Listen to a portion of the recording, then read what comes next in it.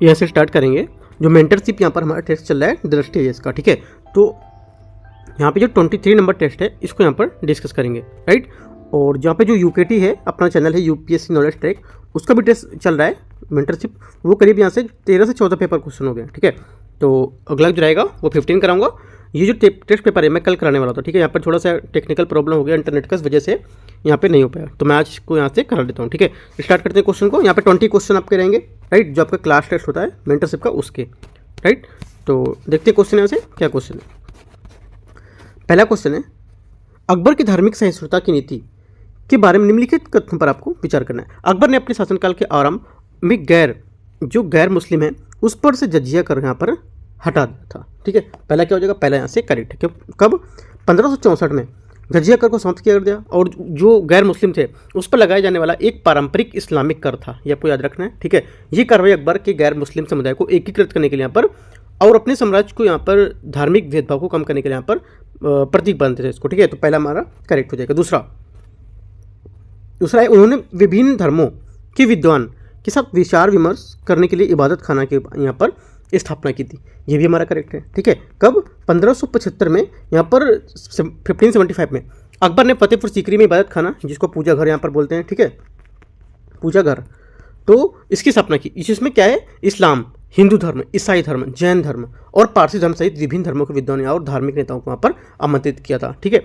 आपसे देखो इसी स्टेटमेंट में थोड़ा सा घुमा सकता था कि जो हमारा ये जो इबादत खाना था इसमें सिर्फ यहाँ पर हिंदू धर्म या ईसाई धर्म या जैन धर्म है ना, यहाँ बोल देता मुस्लिम नहीं थे, यहाँ बोल देता मुस्लिम और ये सब थे, हिंदू नहीं थे, तो कुछ यहाँ पर घुमा सकता था आपको। तो ये आपको याद रखना है कि हिंदू धर्म, ईसाई धर्म, जैन धर्म और आपका पारसी, ठीक है, और इस्लाम जो था यहाँ पर जितने थे इनके सबके यहाँ पर इसमें धार्मिक नेता थे, उनको यहाँ पर आमंत्रित किया, ठीक है। दोनों हमारे करेक्ट हो जाएंगे। तीसरा, सुलह-ए-कुल सिद्धांत ने किसी भी धर्म के प्रति राज के पक्षपात के बिना धार्मिक सद्भाव को यहाँ पर बढ़ावा दिया था, ठीक है। ये भी क्या होगा, ये भी हमारा स्टेटमेंट यहाँ से करेक्ट हो जाएगा, क्योंकि सुलह-ए-कुल की नीति जिसका अर्थ होता है सार्वभौमिक शांति, ठीक है, अकबर के शासन का एक मुख्य सिद्धांत यहाँ पर बन गया था, ठीक है। तो हमारा तीनों स्टेटमेंट यहाँ से करेक्ट है। सेकंड क्वेश्चन है यहाँ से, दूसरा क्वेश्चन है, मनसबदारी प्रणाली के बारे में निम्नलिखित कथनों पर आपको विचार करना है। जाति पद अधिकारी की व्यक्तिगत स्थिति और वेतन यहाँ पर क्या है, निर्धारित करता था, ठीक है। तो क्या होगा, यहाँ से जो सेकंड हमारा सेकंड क्वेश्चन है इसका पहला स्टेटमेंट आपका यहाँ से करेक्ट हो जाएगा, राइट। दूसरा देखते हैं, सवार रैंक एक अधिकारी के अधीन घुड़सवार सेना की संख्या को यहाँ पर क्या दर्शाता था, ठीक है। सेकंड क्या होगा, सेकंड भी हमारे यहाँ से करेक्ट हो जाएगा। तीसरा है, सभी मनसबदारों को विशेष रूप से जागीरों के माध्यम से भुगतान किया जाता था, ठीक है। तीसरा क्या होगा, तीसरा स्टेटमेंट में हमारा तीसरा यहाँ से गलत होगा, ठीक है। तीसरा गलत होगा क्यों, क्योंकि कुछ मनसबदारों को नगद वेतन मिलता था, यहाँ पर सभी जो नहीं थे, ठीक है, तो यहाँ पे गलत हो जाएगा। कुछ को यहाँ पर नगद मिलता था, और विशेषकर उन मामलों में जहाँ जागीरें उपलब्ध नहीं थी या आवंटित करना व्यवहारिक रूप से नहीं मानते थे, ठीक है। तो हमारा तीसरा यहाँ से गलत हो जाएगा। आंसर क्या होगा, पूछे कौन सा सही है, तो हमारे दो स्टेटमेंट यहाँ से सही है, 1 और 2, बी हमारे यहाँ से इसका करेक्ट आंसर हो जाएगा।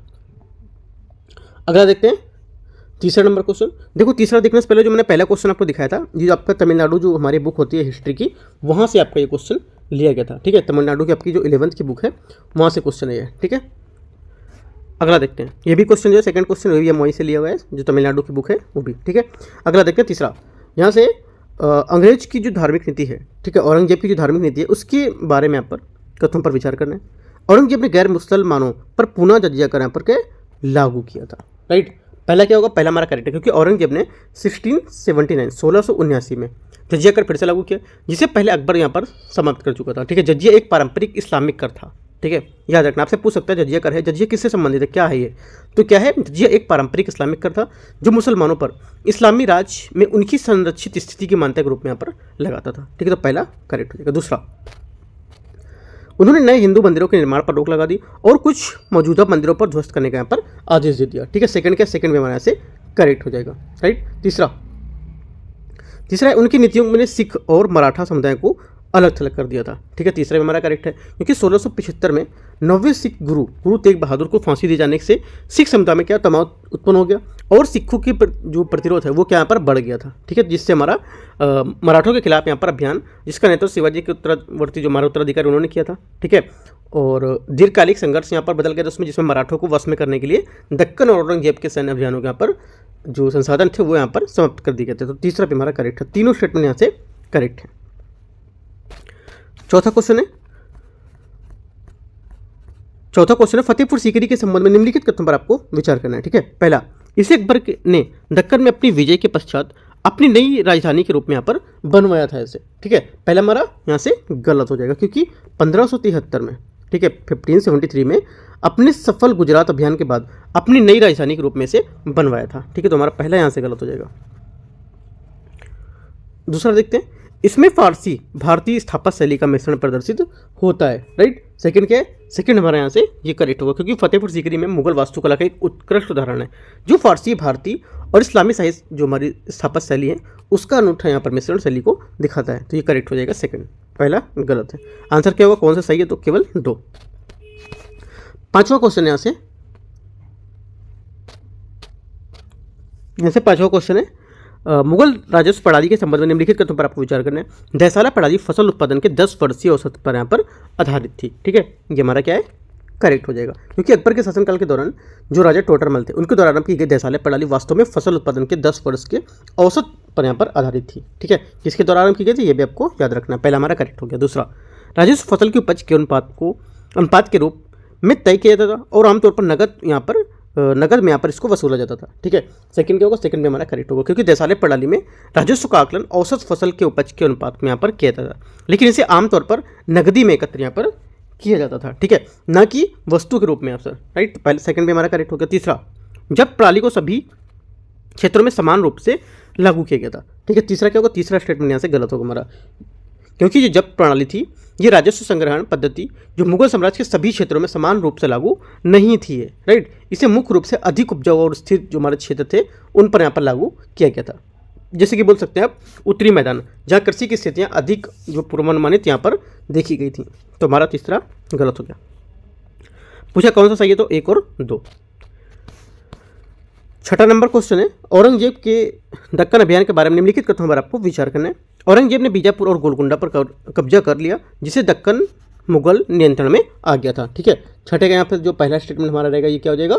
इसका पहला बात यहाँ पर करेक्ट क्योंकि औरंगजेब ने दक्कन के विस्तार की नीति अपनाई थी जिसका उद्देश्य बीजापुर और गोलकुंडा के शक्तिशाली साम्राज्य को मुगल शासन है उसके अधीन यहाँ पर लाना। ठीक है, 1686 में बीजापुर, ठीक है, बीजापुर और 1687 में गोलकुंडा। ठीक है, गोलकुंडा में सफलतापूर्वक यहाँ पर इसको अधिग्रहण कर लिया था। राइट, तो पहला हमारा करेक्ट होगा। दूसरा, दक्कन में दीर्घकालिक अभियानों के परिणाम स्वरूप साम्राज्य सैन्य और वित्तीय रूप में तनावग्रस्त हो गया था। राइट, सेकंड पे हमारे यहाँ से करेक्ट है। ठीक है, दोनों बातें हमारे यहाँ से एकदम करेक्ट है तो आंसर हो जाएगा। पूछे कौन सा सही है? सी नंबर यहाँ से हमारा करेक्ट आंसर हो जाएगा। 7वां नंबर देखते हैं, मुगलों के अधीन सांस्कृतिक विकास के संबंध में निम्नलिखित कथनों पर विचार करना है। अकबर के शासनकाल के दौरान उर्दू भाषा आधिकारिक दरबारी भाषा बनाई गई थी। ठीक है, तो पहला हमारा यहाँ से जो रहेगा स्टेटमेंट ये गलत है। क्यों? क्योंकि अकबर ने फारसी को प्रशासन के दरबार में आधिकारिक भाषा यहाँ पर बनाया था, ना कि उर्दू को। जहांगीर के शासनकाल में मुगल चित्रकला ने अपने चरमोत्कर्ष पर पहुंची जो प्राकृतिक चित्रण के लिए यहाँ पर जानी जाती थी। ठीक है, सेकंड क्या होगा? सेकंड हमारे यहाँ से करेक्ट है। आंसर क्या हो जाएगा? पहला गलत और दूसरा सही है, तो आंसर हो जाएगा सही पूछा है तो बी। ठीक है, बी या 2। देखो यहाँ पे जो क्वेश्चन आप सॉल्व करते हो, अगर कोई क्वेश्चन आपको नहीं आ रहा है कि यूपीएससी जब एग्जाम देने जाओगे आप, तो जरूरी नहीं कि सब क्वेश्चन वहाँ पे आते होंगे, तो आप स्टेटमेंट कुछ पढ़ोगे। राइट, उसके बाद आपको यहाँ से समझ आएगा कि कौन सा मार्क्स। जैसे कि यहाँ पर मैंने बोला ये की पॉइंट आपको देखना क्या है, जैसे अकबर के शासनकाल के दौरान, तो यहाँ पर कोई और भी हो सकता था। ठीक है, उसके शासन के दौरान शायद उर्दू चलाई गया या फिर उर्दू में आपको डाउट हो सकता था उर्दू है कि हिंदी है कि पंजाबी है कि फारसी। ठीक है, वो भी आप यहाँ पे सोच सकते थे। तो 2 की पॉइंट आपको पता होना चाहिए थी, या तो ये गलत हो सकता है या तो ये गलत हो सकता है। तो ये चीज़ आपको श्योर रखनी है। ठीक है, कि क्या यहाँ पर गलत हो रहा है, कहाँ से गलत क्वेश्चन बना सकता है वो, या कहाँ से सही क्वेश्चन कर सकता है। ठीक है, आंसर हमारा बी हो गया इसका। 8वां नंबर है, निम्नलिखित में से कौन सा क्षेत्र मुगल और सफाविदों के बीच विवाद का विषय था? ठीक है, करेक्ट आंसर हमारा क्या हो जाएगा? 8वें का हमारा आंसर हो जाएगा कंधार, सी यहाँ से इसका करेक्ट आंसर हो जाएगा। जो 7वां क्वेश्चन मैंने बताया वो तमिलनाडु की 11वीं क्लास की जो बुक है, पेज नंबर 244-45 वहाँ पे दिया हुआ है। ठीक है, वहाँ से आप पढ़ सकते हो उसको। 8वें का हमारा क्या हो गया? सी कंधार, यहाँ से इसका करेक्ट आंसर हो गया कि जो सफाविद और मुगल दोनों कंधार पर नियंत्रण के लिए यहाँ पर संघर्ष किया, जो वर्तमान में अफगानिस्तान में स्थित है। ठीक है, एक प्रमुख क्षेत्र जो हमारे अपने जो प्रमुख मार्ग है व्यापारिक, उसके जो चौराहे हैं उस पर स्थित होने के लिए फारसी खाड़ी की निकटता के कारण ये शहर रणनीतिक रूप से क्या है? महत्वपूर्ण था। ठीक है, आंसर सी। 9वां नंबर क्वेश्चन है, मुगलों की विदेश नीति के संबंध में निम्नलिखित कथनों पर विचार करना है। मुगल शासकों ने ओटोमन साम्राज्य के प्रभाव का मुकाबला करने के लिए सफाविद साम्राज्य के साथ राजनयिक मिशन यहाँ पर बनाए रखे। ठीक है, पहला क्या होगा, यहाँ से जो पहला स्टेटमेंट हमारा ये गलत हो जाएगा। क्यों? क्योंकि मुगलों ने सफाविद साम्राज्य के साथ राजनीतिक संबंध बनाए रखे तथा उनका जो प्राथमिक उद्देश्य था ओटोमन प्रभाव को संतुलित करना नहीं था। जो हमारा ओटोमन प्रभाव था उसको संतुलित करना नहीं था उनका उद्देश्य। ठीक है, यहाँ पर बोला उनका उद्देश्य यहाँ पर ऐसा था। ठीक है, तो बल्कि गलत है, राइट। उनका जो मुगलों और सफाविद के समान एक सांस्कृतिक और धार्मिक संबंध का साझा किए बिना जो मुगल हैं उसमें अक्सर विशिष्ट जो मुद्दे हैं उसमें यहाँ पर रणनीतिक शहर कंधार विवाद को यहाँ पर समर्थन के लिए बनाए रखना था। ठीक है, तो पहला हमारा गलत हो जाएगा। दूसरा, मुगलों ने आरंभ में यूरोपीय व्यापारियों के साथ सहयोग किया और तटीय क्षेत्रों में व्यापार करने की छूट दी थी। ये हमारा करेक्ट हो जाएगा। आंसर क्या होगा? सही पूछा है तो केवल 2 बी। 10वां नंबर क्वेश्चन है, पानीपत के युद्ध के बारे में आपके यहाँ क्वेश्चन पूछा हुआ है। पानीपत के प्रथम युद्ध ने भारत में मुगल साम्राज्य के आरंभ को चिन्हित किया। यह बाबर और राजा हेमू के बीच लड़ा गया था। ठीक है, तो जो 9वां नंबर क्वेश्चन था वो भी आपकी तमिलनाडु बुक से ही है। ठीक है, आपको तमिलनाडु बुक अच्छे से पढ़ना है। 241 में क्वेश्चन था 9वां। तो यहाँ से पहला जो हमारा स्टेटमेंट है पानीपत के युद्ध के बारे में जो बोल रहा है ये स्टेटमेंट आपका यहाँ से गलत होगा, क्योंकि 21 अप्रैल 1526 में लड़ा गया पानीपत के प्रथम युद्ध में भारत में मुगल साम्राज्य था उसके आरंभ होने को चिन्हित किया। यह युद्ध जहीरुद्दीन मोहम्मद बाबर की आक्रमणकारी सेना और दिल्ली सल्तनत के अंतिम शासक इब्राहिम लोदी के बीच लड़ा गया था। ठीक है, बाबर के तोपखाने और अभिनव की जो हमारी रणनीति थी उसमें सामरिक प्रयोग की उसकी जीत के लिए महत्वपूर्ण भूमिका निभाई, जिसे भारत में मुगल साम्राज्य के यहाँ पर नींव रखी थी। ठीक है, तो पहला हमारे यहाँ से गलत हो जाएगा। अगला देखते हैं सेकेंड, पानीपत के तृतीय युद्ध के परिणाम स्वरूप मराठों के आगे प्रगति रुक गई तथा उनके क्षेत्रों में अस्थिरता का दौर आरंभ हो गया। राइट, 10वें का यहाँ पर क्या होगा? सेकंड में आपसे आपका करेक्ट होगा। पहला गलत था तो आंसर हमारा बी यहाँ से इसका करेक्ट हो जाएगा। 11 नंबर क्वेश्चन यहाँ से 11 नंबर बोला है अकबर की यहाँ पर जो राजपूत नीति थी। ठीक है, तो यहाँ से इसको देख लेते हैं। इसके बारे में क्वेश्चन है जो अकबर की राजपूत नीति इसको लेकर। ठीक है, इसमें बोला पहला अकबर ने राजपूत शासकों के साथ वैवाहिक संबंध स्थापित किए जिससे उनकी सत्यनिष्ठा सुनिश्चित करने की सहायता यहाँ पर प्राप्त हुई। राइट, तो क्या हो जाएगा? यहाँ से जो हमारा पहला स्टेटमेंट है इसका 11 नंबर क्वेश्चन का ये करेक्ट है, क्योंकि अकबर राजपूत शासकों में सत्यनिष्ठा को सुनिश्चित रखने के लिए मुगल साम्राज्य में उसके समर्थन प्राप्त करने के लिए यहाँ पर रणनीतिक रूप से वैवाहिक संबंध यहाँ पर स्थापित किए थे। तो पहला करेक्ट है। दूसरा, उसने अपने साम्राज्य में धार्मिक सद्भाव को बढ़ावा देने के लिए जजिया को यहाँ पर समाप्त कर दिया था। ये भी हमारा स्टेटमेंट करेक्ट है। तीसरा, अकबर ने राजपूत शासकों को अपने साम्राज्य में प्रशासनिक भूमिका नहीं प्रदान की थी। ये गलत है, क्योंकि अकबर ने प्रशासन में राजपूत शासक थे उनकी सक्रिय रूप से यहाँ पर शामिल किया था। यहाँ बोला इनकी कोई भूमिका नहीं थी, तो गलत हो गया। तो आंसर हमारा क्या हो गया? सही पूछा है तो 1 और 2।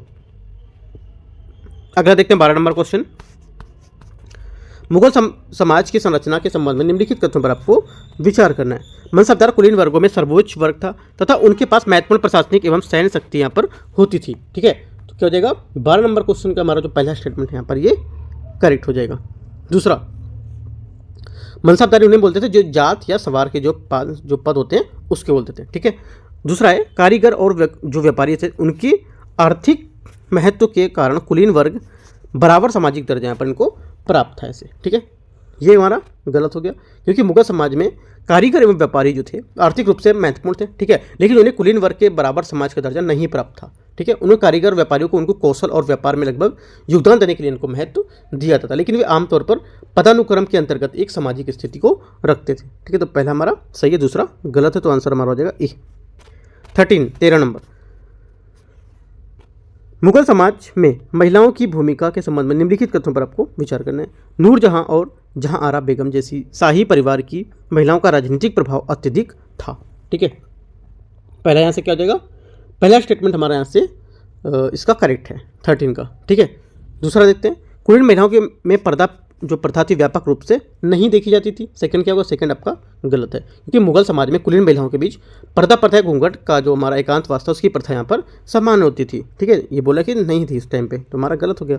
मुगल समाज में सभी वर्गों की महिलाओं को समान शिक्षा अवसर यहाँ पर प्रदान किए गए थे। ठीक है, तो तीसरा क्या होगा? तीसरा हमारा गलत है, क्योंकि मुगल समाज में महिलाओं के लिए शिक्षा सभी वर्गों में समान नहीं थी, जबकि शाही एवं कुलीन जो महिलाएं प्राय किसी न किसी रूप में यहाँ पर शिक्षा प्राप्त होती थी। ठीक है, विशेष रूप से साहित्य, कविता, फारसी जो है ना, उस और जो क्षेत्र है हमारे जिसमें निम्न वर्ग की जो महिला है उसके लिए यहाँ पर शैक्षणिक अवसर सीमित थे। ठीक है, तो समान अवसर नहीं सीमित थे, तो ये गलत हो जाएगा। आंसर क्या होगा? आंसर हमारा हो जाएगा यहाँ से, इसका पूछा सही कौन सा है, तो सिर्फ एक करेक्ट है यहाँ पर, तो बी यहाँ से आंसर हो जाएगा 13 का बी। ठीक है, इस टाइप का देखो जो क्वेश्चन है यूपीएससी ने 2022 में 22 से 23 में क्वेश्चन पूछा हुआ है। ऐसा कैसा पूछा? तो वहाँ पर विजयनगर के बारे में क्वेश्चन पूछा था। विजयनगर में जो महिलाएं थी उनकी भूमिका मतलब वो क्या थी, ऐसे कुछ करके क्वेश्चन था। आप अगर प्रीवियस पेपर सॉल्व करोगे वहाँ पर क्वेश्चन मिलेगा। तो वही चीज़ यहाँ पर देखो मुगल के बारे में पूछा है कि इनकी महिलाओं को क्या यहाँ पर था। उसमें क्वेश्चन था कि जो विजयनगर की महिलाएं थी उनको क्या क्या आता था, मतलब वो किस सब चीज़ के लिए आगे बढ़ती थी। ठीक है, तो वो आप अगर सॉल्व करेंगे तो प्रैक्टिस पेपर मिलेगा क्वेश्चन आपको। ठीक है, 14 देखते हैं। 14 है मुगल जमींदारों की भूमिका के संबंध में निम्नलिखित तथ्यों पर विचार करना है। जमींदार मुगल प्रशासन की ओर से भू राजस्व संग्रह के लिए उत्तरदायी थे। ठीक है, यहाँ से 14 का पहला स्टेटमेंट हमारा करेक्ट है, क्योंकि मुगल साम्राज्य के थे जमींदारों की प्राथमिक भूमिकाओं में से एक किसानों को से भूमि राजस्व एकत्रित करना और उन्हें शाही खजाने तक में पहुंचाना। पहला हमारा करेक्ट हो गया। दूसरा, जिस भूमि में वे शासन करते थे उसमें वे वंशानुगत अधिकार प्राप्त थे इनको। ठीक है, ये भी हमारा करेक्ट हो जाएगा। क्यों? क्योंकि जो जमींदार हैं उनके पास प्राय अपनी ज़मीनों का वंशानुगत अधिकार प्राप्त होते थे, जिससे वे क्या अपने खिताब और जिम्मेदारियां अपने वंशजों को यहाँ पर दे सकते थे। हालांकि ज़मीन का पूर्ण स्वामित्व उनके पास नहीं होता था। राइट। तीसरा, जमींदार के पास प्रशासनिक भूमिकाओं के अतिरिक्त सैन्य उत्तराधिकार भी थे। ये स्टेटमेंट हमारा भी करेक्ट है। ठीक है, तीनों स्टेटमेंट हमारे क्या हो जाएंगे? एकदम सही है। पूछा क्या है? डी हमारे यहाँ से करेक्ट आंसर हो जाएगा। पूछा है कौन सा सही है। यहाँ से 15 नंबर क्वेश्चन है। इसमें बोला निम्नलिखित चीजों पर आपको विचार करना है। मध्यकाल में जो प्रयुक्त शब्द हुए और यहाँ पे इनका क्या विवरण था। ठीक है, देखो यहाँ से जो पहला यहाँ पे स्टेटमेंट बोल रहे हैं, इसमें बोल रहे हैं तजवीज सम्राट को प्रस्तुत एक याचिका। देखो तजवीज क्या था? सम्राट को हमारी जो याचिका दी जाती थी यह था। यह शब्द मुगल सम्राट को प्रस्तुत की गई याचनाओं को, प्रस्तावों को संदर्भित करता है। ठीक है, पहला करेक्ट है। दूसरा, दीन इलाही। दीन इलाही हमारा क्या था? दीन इलाही आपका जो समावेशीपन है इसको बढ़ावा देना और धार्मिक सिद्धांत को दिखाना। ठीक है, जैसे कि अकबर द्वारा प्रारंभ किया गया दीन इलाही एक जो समन्वित धार्मिक सिद्धांत है जिसका उद्देश्य अपने विषयों के बीच समावेशिता एवं एकता को बढ़ावा देना। ठीक है, तो सेकंड करेक्ट। तीसरा, कनकूद प्रणाली। कनकूद प्रणाली हमारी है, इसका अनुमान द्वारा भूमि राजस्व मूल्यांकन। ठीक है, जिसका अनुमान द्वारा भूमि राजस्व मूल्यांकन, तो हमारा तीसरा भी करेक्ट है। तो तीनों हमारे यहाँ से एकदम करेक्ट है, तो डी हमारा क्या हो जाएगा? इसका आंसर हो जाएगा। अगला है 16 number question. Indo Pacific logistics network pilot project निम्नलिखित में से किस संगठन से संबंधित है? ठीक है, तो ये संबंधित है हमारा ये क्वाड से। करंट अफेयर्स का क्वेश्चन है। देखो हमारा इंडो पैसिफिक जो आपका लॉजिस्टिक नेटवर्क है IPLN जिसको बोलते हैं, IPLN, ये पायलट प्रोजेक्ट हमारा क्वाड QUAD। ठीक है, ये इससे संबंधित जो संयुक्त राज्य अमेरिका, ठीक है, एक आपका USA, राइट, दूसरा आपका क्या हो जाएगा? इंडिया और जापान, ठीक है, और ऑस्ट्रेलिया। यहाँ पर इसमें क्या है? साझेदारी, इसकी रणनीतिक साझेदारी होती है। तो हमारा क्या हो जाएगा? बी यहाँ से इसका करेक्ट आंसर हो जाएगा। 17 नंबर है, भारत में एकीकृत पेंशन योजना के संबंध में निम्नलिखित कथनों पर आपको विचार करना है। ठीक है, पहला स्टेटमेंट है ये 10 वर्ष की सेवा के बाद न्यूनतम 10,000 रुपये के मासिक जो पेंशन उसकी गारंटी रहता है। ठीक है, तो यहाँ से हमारा पहला हो जाएगा, पहला करेक्ट है, पहली बात यहाँ पर सही है।